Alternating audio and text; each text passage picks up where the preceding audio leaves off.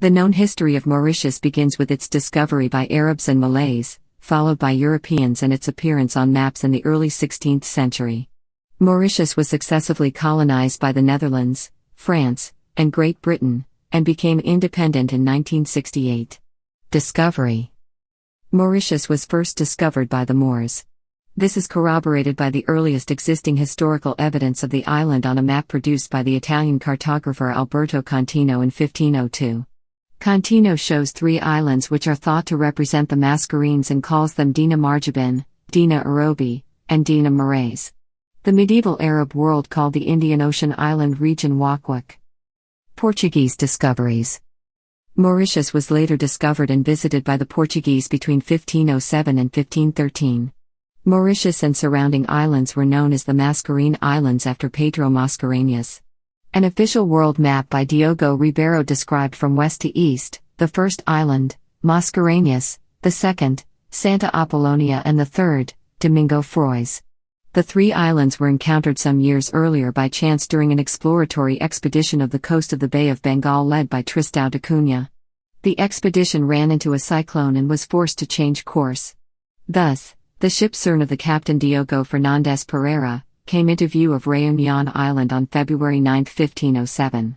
They called the island Santa Apollonia in honor of that day's saint. Mauritius was encountered during the same expedition and received the name of Cern and Rodriguez that of Diogo Fernandes. 5 years later, the islands were visited by Dom Pedro de Mascarenhas, who left the name Mascarene for the whole region. The Portuguese took no interest in these isolated islands. They were already established in Asia in Goa, on the coast of Malabar, on the island of Ceylon and on the Malaysian coast. Their main African base was in Mozambique, therefore the Portuguese navigators preferred to use the Mozambique Channel to go to India. The Comoros at the north proved to be a more practical port of call. Thus no permanent colony was established on the island by the Portuguese. Dutch East India Company era. In 1598, the second Dutch expedition to Indonesia, consisting of 8 ships, under the orders of Admiral Jacques Cornelius van Neck and Wybrand van Warwick, set sail from Texel, Netherlands, towards the Indian subcontinent. The 8 ships ran into foul weather after passing the Cape of Good Hope and were separated. 3 found their way to the northeast of Madagascar, while the remaining 5 regrouped and sailed in a southeasterly direction. On 17 September, the 5 ships under the orders of Admiral van Warwick came into view of Mauritius. On 20 September, they entered a sheltered bay which they named Port de Warwick. They landed and decided to name the island Prince Maurits van Nassau-Eiland, after the son of William the Silent, Prince Maurits of the House of Nassau, the stadtholder of most of the Dutch Republic, and after the main vessel of the fleet, the Mauritius. From that time, only the name Mauritius has remained. On 2 October, the ships again took to the sea towards Bantam. Some of the descendants of William of Orange through the female line reside in Mauritius, including Jill Holloway, a distinguished businesswoman, marine journalist and writer. From then on, the island's Port de Warwick was used by the Dutch as a stopover after long months at sea. In 1606, 2 expeditions came for the first time to what would later become Port Louis in the northwest part of the island. The expedition, consisting of 11 ships and 1,357 men under the orders of Admiral Cornet, came into the bay, which they named Rade des Tortues because of the great number of terrestrial tortoises they found there. From that date, Dutch sailors shifted their choice to Rade des Tortues as a harbor. In 1615, the shipwreck and death of Governor Pieter Both, who was coming back from India with 4 richly laden ships in the bay, led Dutch sailors to consider the route as cursed, and they tried to avoid it as much as possible. In the meantime, the British and the Danes were beginning to make incursions into the Indian Ocean. Those who landed on the island freely cut and took with them the precious heartwood of the ebony trees, then found in profusion all over the island. Dutch colonization started in 1638 and ended in 1710, with a brief interruption between 1658 and 1666. Numerous governors were appointed, but continuous hardships such as cyclones, droughts, pest infestations, lack of food, and illnesses finally took their toll, and the island was definitively abandoned in 1710. The island was not permanently inhabited for the first 40 years after its discovery by the Dutch, but in 1638 Cornelius Guyer established the first permanent Dutch settlement in Mauritius with a garrison of 25. He thus became the first governor of the island. In 1639, 30 more men came to reinforce the Dutch colony. Guyer was instructed to develop the commercial potential of the island, but he did nothing of the sort, so he was recalled. His successor was Adriaan van der Stel, who began the development in earnest, developing the export of ebony wood. For that purpose, van der Stel brought 105 Malagasy slaves to the island. Within the first week, about 60 slaves were able to escape into the forests, about 20 of them were recaptured. In 1644, the islanders were faced with many months of hardships, due to delayed shipment of supplies, bad harvests, and cyclones. During those months, the colonists could only rely on their own ability to feed themselves by fishing and hunting. Nonetheless, van der Stel secured the shipment of 95 more slaves from Madagascar, before being transferred to Ceylon. His replacement was Jacob van der Meersch. In 1645, the latter brought in 108 more Malagasy slaves. Van der Meersch left Mauritius in September 1648 and was replaced by Reinier Poor. In 1652, more hardships befell the inhabitants, colonists and slaves alike. The population was then about 100 people. The continuing hardships affected the commercial potential of the island, and a pullout was ordered in 1657. On July 16, 1658, almost all the inhabitants left the island, except for a ship's boy and 2 slaves who had taken shelter in the forests. Thus the first attempt at colonization by the Dutch ended badly.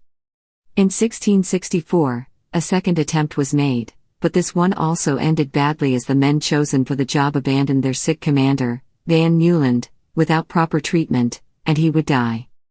From 1666 to 1669, Dirk Jan Smeijnt administered the new colony at Port de Warwick, with the cutting down and export of ebony trees as the main activity. When Dirk Jan Smeijnt left, he was replaced by George Frederick Rayden, who died in 1672, drowned with 5 other colonists during a reconnaissance expedition. His replacement would be Hubert Hugo. Hugo was a man of vision and wanted to make the island into an agricultural colony. His vision was not shared by his superiors, and he eventually had to abandon the attempt. Isaac Johannes Lemosius became the new governor when Hugo left in 1677. Lemosius governed until 1692, when he was deported to Batavia for judgment for persecuting a colonist whose wife had refused his courtship. A new governor, Roelof Diodati, was then appointed in 1692. Diodati faced many problems in his attempts to develop the island, such as cyclones, pest infestations, cattle illnesses, and droughts. Discouraged, Diodati eventually gave up, and his replacement would be Abraham Momber van de Velde. The latter fared no better, but remained the last Dutch governor of the island until it was abandoned in 1710. Slaves were not particularly well treated by the colonists, and revolts or the act of organizing one were severely repressed and punished. Some punishments consisted of amputation of various parts of the body and exposure in the open air for a day as example to others, eventually culminating in condemned slaves' execution at sunset. Legacy of the Dutch in Mauritius include providing the name for the country and for many regions over the whole island. Some examples include Pieter Both Mountain and the Vandermeersch region near Rose Hill, as well as many other names. Introduction of sugar cane plants from Java. Decimating the local dodo and giant tortoise populations for food and by introducing competing species and pests, sometimes involuntarily. Clearing of large swaths of forests for ebony bark exploitation. French rule. Abandoned by the Dutch, the island became a French colony when, in September 1715, Guillaume Dufresne d'Assel landed and took possession of this port of call on the route to India. He named the island Ile de France. 6 years later, in 1721, the French started their occupation. However, it was only from 1735, with the arrival of the French governor, Maé de la Bourdonnais, that Ile de France started developing effectively. Maé de la Bourdonnais planted spices such as pepper, cinnamon and cloves at Jourdan Pamplemousses. Maé de la Bourdonnais established Port Louis as a naval base and a shipbuilding center. Under his governorship, numerous buildings were built, a number of which still stand today, part of Government House, the Château de Montplaisir at Pamplemousses and the Line Barracks. In early 1729 Indians from Pondicherry, India arrived in Mauritius aboard the vessel La Sirène. Work contracts for these craftsmen were signed in 1734 at the time when they acquired their freedom. The island was under the administration of the French East India Company, which maintained its presence until 1767. In 1796 the French settlers broke away from French control when the government in Paris attempted to abolish slavery. During the French rule, slaves were brought from parts of Africa such as Mozambique and Zanzibar. As a result, the island's population rose dramatically from 15,000 to 49,000 within 30 years. During the late 18th century, African slaves accounted for around 80% of the island's population, and by the early 19th century there were 60,000 slaves on the island. In 1806, the Governor-General, Charles Mathieu Isidore Decan, created the city of Mahéburg, named in honor of Maé de la Bourdonnaise. It was originally known as Bourg Maé. From that year until 1810, the island was in charge of officials appointed by the French government, except for a brief period during the French Revolution, when the inhabitants set up a government virtually independent of France. During the Napoleonic Wars, the Ile de France had become a base from which French corsairs organized successful raids on British commercial ships. The raids continued until 1810 when a strong British expedition was sent to capture the island. A preliminary attack was foiled at Grand Port in August 1810, but the main attack, launched in December of the same year from Rodriguez, which had been captured during the same year, was successful. Rodriguez was before visited for only fresh water and food by the British in 1809. In late November 1810 the British landed in large numbers in the north of the island near Cap Malheureux and rapidly overpowered the French, who capitulated on December 3, 1810. By the Treaty of Paris in 1814, the Ile de France, which was renamed Mauritius, was ceded to Great Britain, together with Rodriguez and the Seychelles. In the act of capitulation, the British guaranteed that they would respect the languages, the customs, the laws and the traditions of the inhabitants. British rule. Despite the only French naval victory of Battle of Grand Port on 19 and August 20, 1810 by a fleet commanded by Pierre Bouvet, Mauritius was captured on December 3, 1810 by the British under Commodore Josias Rowley. Their possession of the island was confirmed 4 years later by the Treaty of Paris. French institutions, including the Napoleonic Code of Law, were maintained. The French language was at that moment still used more widely than English. The British administration, which began with Robert Townsend Farquhar as governor, was followed by rapid social and economic changes. One of the most important events was the abolition of slavery on February 1, 1835. The planters received a compensation of £2 million for the loss of their slaves which had been imported from Africa and Madagascar during the French occupation. Sir George Ferguson Bowen was governor from 1879 to 1883. Mauritian Creoles trace their origins to the plantation owners and slaves who were brought to work the sugar fields. When slavery was abolished on February 1, 1835, an attempt was made to secure a cheap source of adaptable labor for intensive sugar plantations in Mauritius. Indentured labor began with Chinese, Malay, African and Malagasy laborers, but ultimately, it was India which supplied the much-needed laborers to Mauritius. This period of intensive use of Indian labor took place during British rule, with many brutal episodes and a long struggle by the indentured for respect. The term applied to the indentured during this period, and which has since become a derogatory term for Mauritians of Asian descent, was coolie.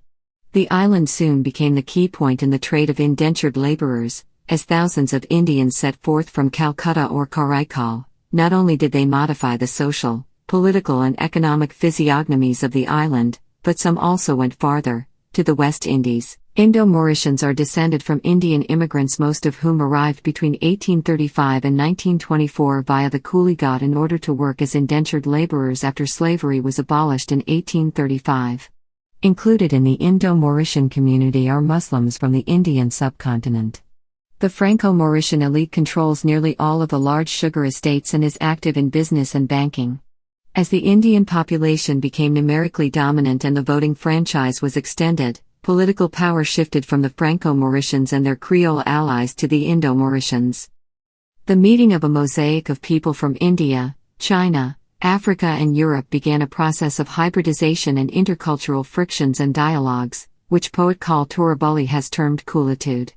This social reality is a major reference for identity open to otherness and is widely used in Mauritius, where it represents a humanism of diversity. Conflicts arose between the Indian community and the Franco-Mauritians in the 1920s, leading to several, mainly Indian, deaths. Following this, the Mauritius Labour Party was founded in 1936 by Maurice Corre to safeguard the interest of the labourers. Corre was succeeded a year later by Emmanuel Anquetil, who tried to gain the support of the port workers. After his death, Guy Rosamont took over the leadership of the party. The Mauritius Territorial Force, comprising coastal artillery and infantry formations, was created in 1934. Due to the escalation of the Second World War, the force expanded to comprise 2 battalions. It was renamed the Mauritius Regiment in 1943. The 1st Battalion, with a strength of 1,000 men, landed in on December 1943 to relieve imperial forces who had invaded and seized the island from Vichy France in the 1942 Battle of Madagascar. Shortly after landing, the battalion mutinied due to protests at their conditions and the breaking of their guarantee they would not leave Mauritius. Disarmed by the King's African Rifles, 300 soldiers were arrested and 500 soldiers tried, but only 6 remained imprisoned. By 1946 there was also a Home Guard formation, the Mauritius Defence Force of 2,000 men, and a Naval Coastal Defence Force. Elections in August 1948 for the newly created Legislative Council marked Mauritius's first steps towards self-rule. It was the first time that women were represented, and a significant number of Indo-Mauritians and Creoles were elected. The previous Council of Government was replaced by the new Legislative Council, composed of 19 elected members, 12 members nominated by the governor and 3 ex officio members. The first sitting of the Legislative Council took place on September 1, 1948. Independence. An independence campaign gained momentum after 1961, when the British agreed to permit additional self-government and eventual independence. A coalition composed of the Mauritian Labour Party, the Comité d'Action Musulmane, and the Independent Forward Bloc, a traditionalist Hindu party, won a majority in the 1967 Legislative Assembly election, despite opposition from Franco-Mauritian and Creole supporters of Sir Gaëtan Duval QC's and Jules Koenig's Mauritian Social Democratic Party. The Labour IFB-CAM coalition was known as Independence Party. Sir C. Wusagar Ramgoolam, chief minister in the colonial government, became the first prime minister after independence, on March 12, 1968. The date of 12th of March was specifically chosen to coincide with Mahatma Gandhi's Salt March, which occurred on March 12, 1930. Between 1965 and 1968 there were various ethnic riots which could only be brought under control with assistance from British troops who flew in from Southeast Asia. The communal strife that preceded independence led to around 300 deaths. British rule ended on March 12, 1968 with the Mauritius Independence Act 1968.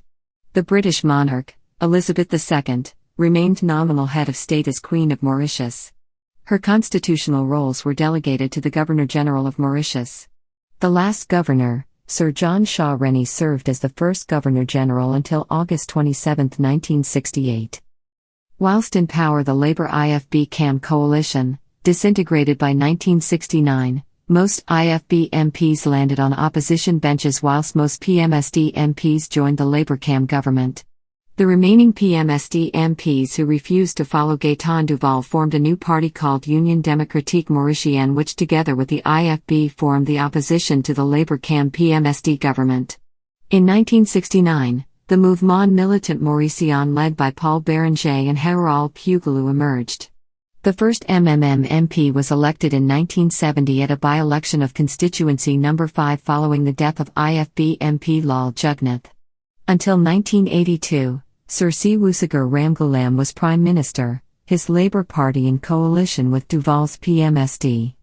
In 1982, the coalition of Mouvement Militant Mauricien / Parti Socialiste Mauricien came to power in a landslide electoral victory, with Sir Anirudh Jugnauth QC as Prime Minister and Harish Budhu as the Deputy Prime Minister. The coalition split in 1983, with Sir Anirudh Jugnauth QC forming the Mouvement Socialiste Mauricien, which became the governing party, with Jugnauth as Prime Minister.